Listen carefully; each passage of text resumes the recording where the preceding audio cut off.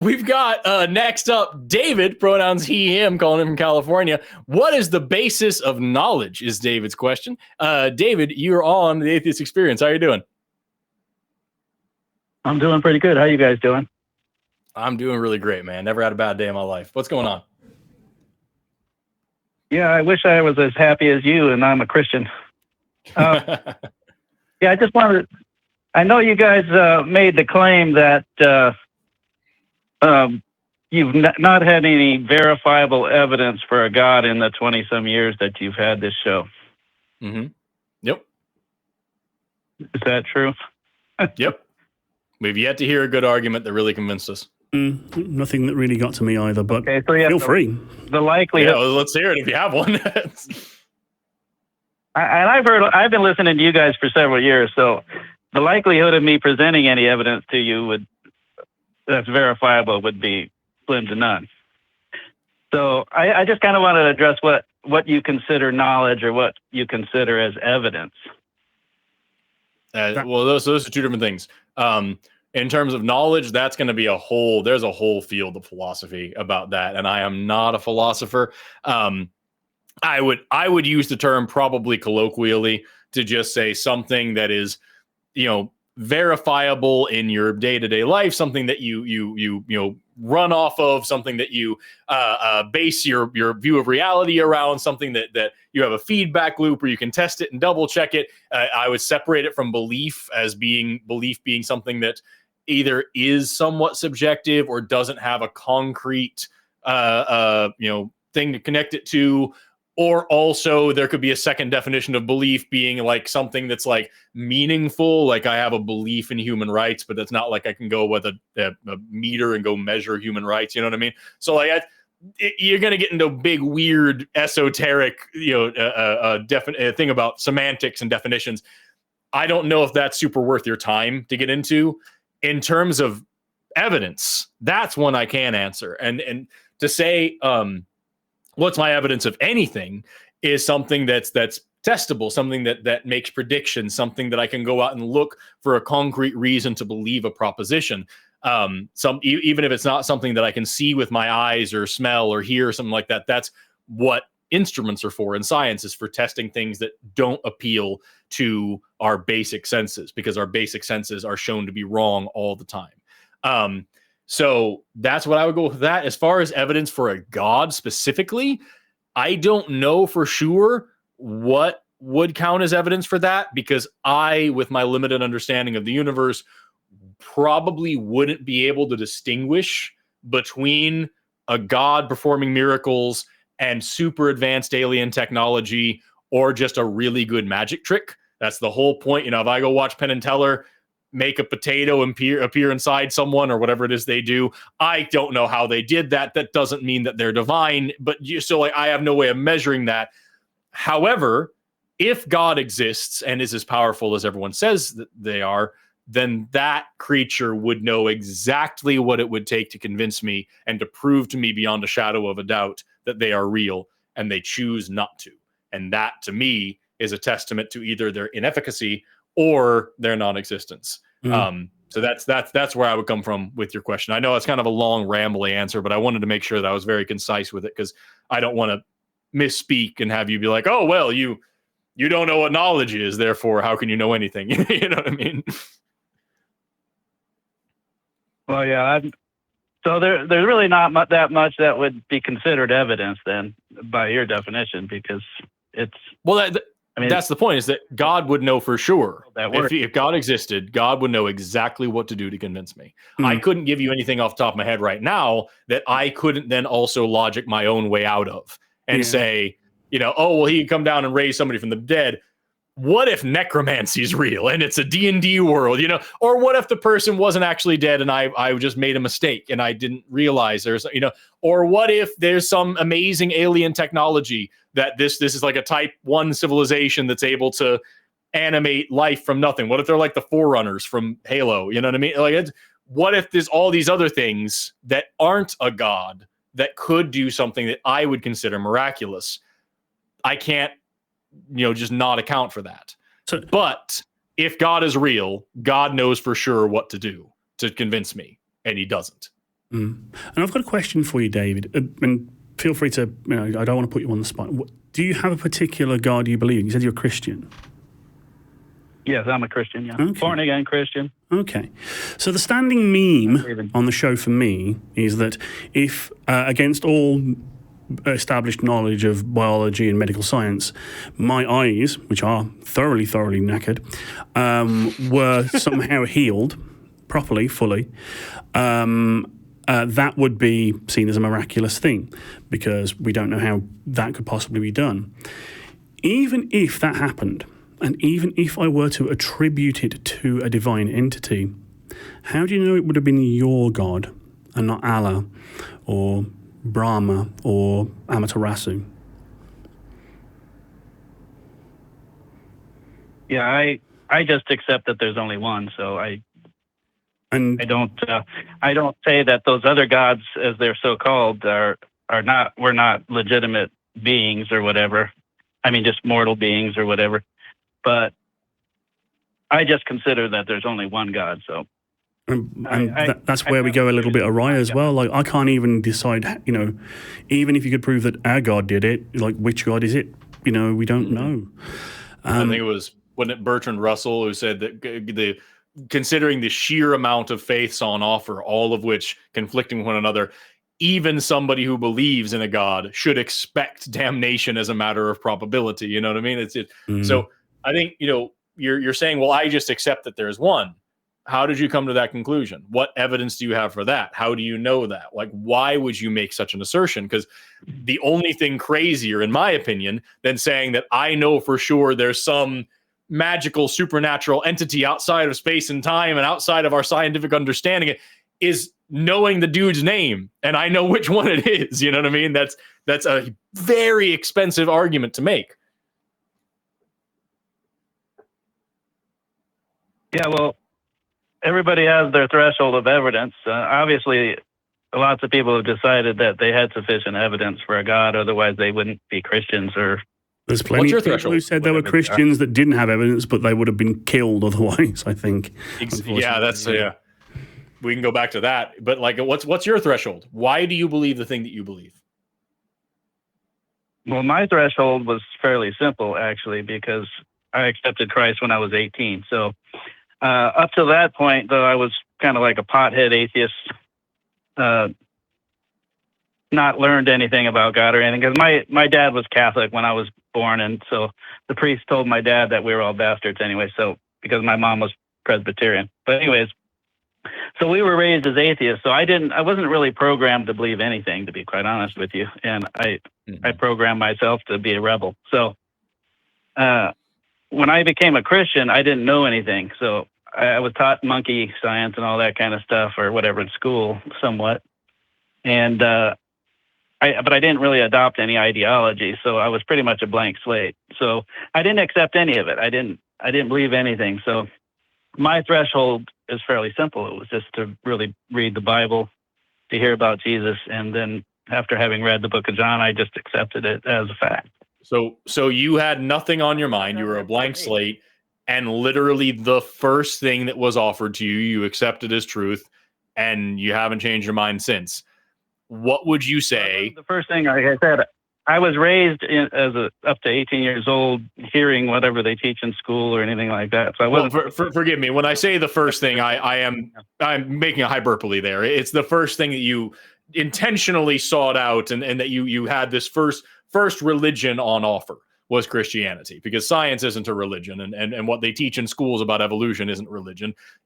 This was the first religious explanation for the universe that you were legitimately interested in. And so you locked onto it. My question to you, and whether or not that's entirely accurate or a fair representation of what you're saying, notwithstanding, because I am oversimplifying what you're saying, I accept. But my point is, what would you say to someone who said the exact same thing that you just said, but replaced the word Christianity and everything with Hinduism? They were an atheist, and they were taught whatever they were taught in school. And then one day at 18 years old, they went to the Hindu temple and they learned about Hanuman, and they learned about Shiva, and they learned about Krishna, and they learned about Ganesh. And they were like, you know what? This makes sense to me. And they bought into it, and they believed it ever since. Do you think that that's a good reason to believe what they are believing? Well, I don't know. I think Hindus claim to believe in a god, but I don't really know. I haven't studied that. So Well, I'm asking you, do you think that that would be a legitimate reason? And would it change your mind as a Christian? Be like, you know what? Maybe I should be Hindu because this guy had this experience and he believes it. Well, no, I've studied lots of religions. I don't accept them, but no, the reason why I accepted the first one as Christian, which was probably the first one presented to me. I mean, I read about the other Greek gods and stuff probably in school and things like that, but none of that stuff seemed to appeal to me at all. So it's not anything I ever adopted. I mean, I would say I had a need. Let's just say I had a legitimate need, and when I had that legitimate need, that was the God that was presented to me at the time that solved that problem. Yeah, I think you and I agree on that. And so my question to you, well, let me ask you two questions actually. First, so where did you grow up? Where in the world did these things happen to you? I was born in the United States, in Tennessee. My dad's in the Marine Corps. Tennessee, moved all around. So you're in Tennessee, a deeply religious part of a deeply religious country, the United States, and that is the religion that you're exposed to. And I know you said you studied other religions, but you had already accepted Christianity by that point. So my question to you then is, do you think if you were born and raised in Saudi Arabia that you would have the exact same beliefs that you do today? Or do you think the predominant religion of that country would be the one that you were the most exposed to, the one that you had social and familial pressure to join, and the one that you inevitably decided was true? Well, I have the freedom to accept any religion in the United States. If I was in Saudi Arabia, I would probably be a Muslim because I wouldn't want to die. But as far as I know, aren't there Christians in Saudi Arabia? Am I wrong? Pick another. If I'm wrong about that, pick another predominantly Muslim country that has freedom of religion. I don't know about the geopolitics of the region at this moment. I'm not going to go check Afghanistan right now. Sure. Right. Okay. Sure. Yeah.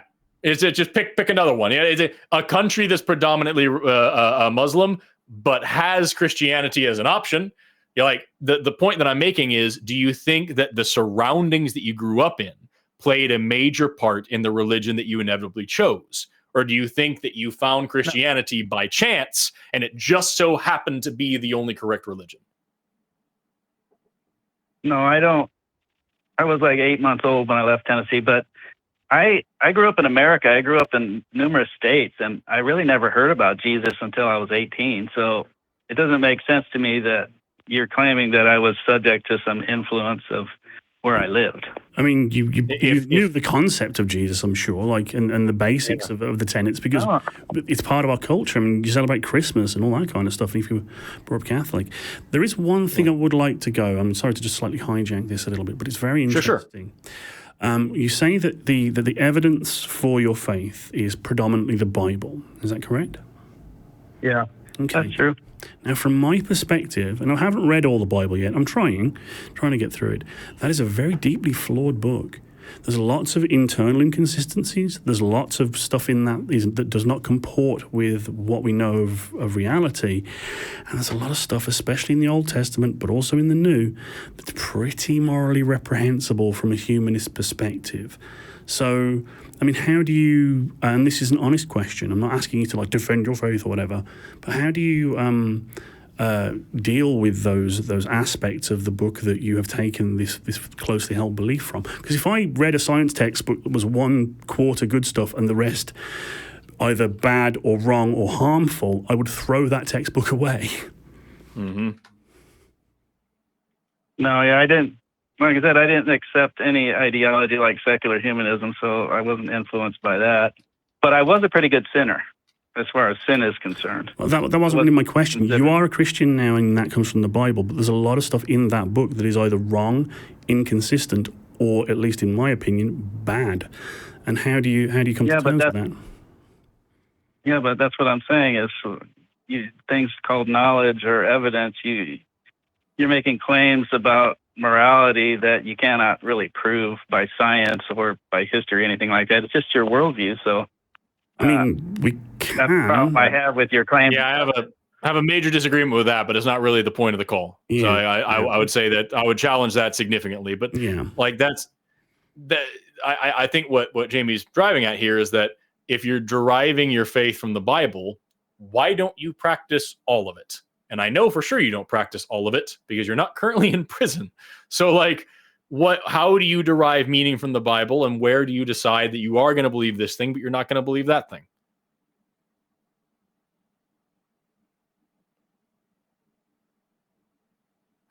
I don't understand what you're saying as far as I don't practice all of it. I mean, it's just like science. I mean, the science developed over a period of time, and certain things were accepted, and then there was new revelations. That's what the Bible is. It's accepted. Fact. The Bible specifically says that if your child is unruly, if your son is disobedient and disrespectful to the parents, that you are to bring him before the town and say, this child is drunk and lazy and disrespectful, and then you stone him to death. Why don't you follow that part of the Bible? Do you have any examples in the Bible of that happening? Yeah, I can. Yeah, sure. Let me pull it up right now. I'll just Google it. And my contention is that because of what we now know, a lot of the things that are depictions of reality in the Bible and stories that people hold to, like the creation myth, Adam and Eve, the global flood, are demonstrably like impossible. Like they do not comport with reality. And these are the foundational concepts upon which a Christian's view of reality itself is built on. And if you choose to go with the more demonstrable things that we know about in science, the fact that a global flood couldn't have happened, how do you reconcile that? Or are you a Bible literalist? Oh, I'm definitely a literalist. Yeah, and I find I'm not a flat earther. No, I don't believe in flat Earth, but yeah, I do believe it was created in 6 days, and it's almost 6,000 years old. Yes. I find that so here in Deuteronomy 21 is, you were asking for an example. Deuteronomy 21:18, if a man has a stubborn and rebellious son, which will not obey the voice of his father or the voice of his mother, and that when they are chastened to him, he will not hearken unto them, his father and his mother shall lay hold on him, bring him out to the elders of the city, and upon the gate of the place, and they shall say unto the elders of the city, this is our son, he is stubborn and rebellious, he will not obey our voice, he is a glutton and a drunkard, and all the men of the city shall stone him with stones that he die. So shall you put evil away from among you, and all Israel shall hear and fear. So that's a direct command in Deuteronomy, in the Bible, that if your son is rebellious and doesn't obey, then you should take him in front of the city and announce that he's rebellious, and then all the city shall kill him together. That's in the Bible. Do you think that should be practiced? Well, that's not an example. Yeah, that's not an example. That is a commandment. Yeah, you got that. Okay, then let me give you some examples of some other hideous things, like in Exodus, where we talk about slavery. Exodus gives clear definitions of slavery. It gives clear instructions on where to get slaves, how to beat slaves, how to sell slaves, how much to sell them for. It makes exception between Hebrew and non-Hebrew slaves. It says the Hebrew slaves go free after 7 years, except if they came in single and you give them a wife and they have children, then the wife and children remain slaves. And if the husband wants to stay with the slaves, then they are your slaves forever. It talks about how slaves are your property and are passed down to children. It says slaves can be taken from the heathen among you, and non-Hebrew slaves can be beaten with a rod. And as long as they don't die within 2 days of being beaten, then that's okay. It gives specific instructions in the book of Exodus on how to beat slaves. And slavery is mentioned several times. Even in the New Testament, I think it was Paul said slaves should obey their masters, especially their Christian masters, and even their cruel masters, because they'll partake of some of their reward in heaven. So there's something that does have real world examples in not only in the Bible, but in the real world as well. In America, we had slavery and we justified it with the Bible. We had the Slaves' Bible, where people cut out every single line about liberation and freedom and justice and all these things.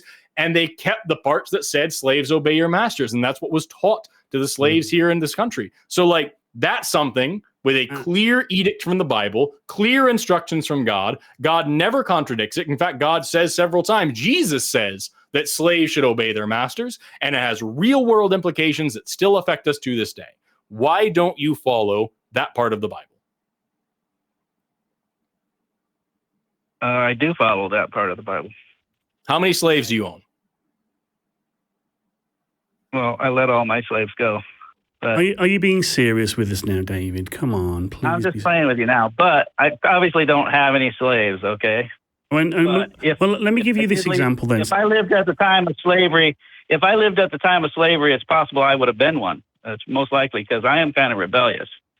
So no, yeah. If you lived during the time of the transatlantic slave trade here in America, very unlikely you would have been a slave unless you were black, because those are the people that we had as slaves. So like rebellious didn't really matter. I don't know. Well, those were the people that were selling slaves. I don't. Okay, here's another example, anyway, David. I want to address one thing that the blind limey said. Mm-hmm. I don't know. Jamie, yeah. So he was talking about scientific evidence. I'll address your points because you always go to the incorrigible child and slavery as if that was some kind of, I got you. But I will address that. But concerning the science part of the Bible, King David had said in one of the Psalms that as far as the east is from the west, that is as far as I will remove your sins from you, when God was talking about forgiving people their sins. Because God is not an immoral thug. He's a God that will reason with you, because we all deserve to die in our sins. And the fact that God doesn't kill us proves that he's a reasonable God. He does reason with us, so he gives us time. So when he said that, and in the book of Isaiah saying he called it the circle of the earth, it was talking about a circuit, which is a thing that begins at one point and ends in the exact same point in a circle, in a 360 degree. Well, but anyways, when King David said that, he was predicting the magnetic poles. Okay, no, I cannot take you seriously, David, on that. I mean, I have other points that I'd like to bring up. You didn't let me finish. No, he was predicting the magnetic poles, because if you go from north to south, right, you're going to eventually go north or south, and the two are going to meet, right? But if you go from east to west, you never meet east and west. You just keep going east. If you keep traveling east, you're still going east. You never meet west. And the same with going west. So that's predicting the spherical planet right there. I mean, they knew the planet was a sphere long before Jesus was alive. But here's another thing, because I really, really cannot take that seriously, because he doesn't mention anything to do with electricity or magnets or magnetic fields or anything. You're just talking about cardinal directions on a map. But here's another thing. I'm bald, as you can see. Should I sick bears on children that make fun of me? Sorry. So you wanted an example from the Bible of something that I would find reprehensible, that was done by a person in the Bible, and that was beseeching God to have bears maul children. Was it 42 children to death for making fun of his being bald? So if a kid makes fun of me being bald, should I be able to sick bears on them? Well, yes, you should. Okay, I'm done.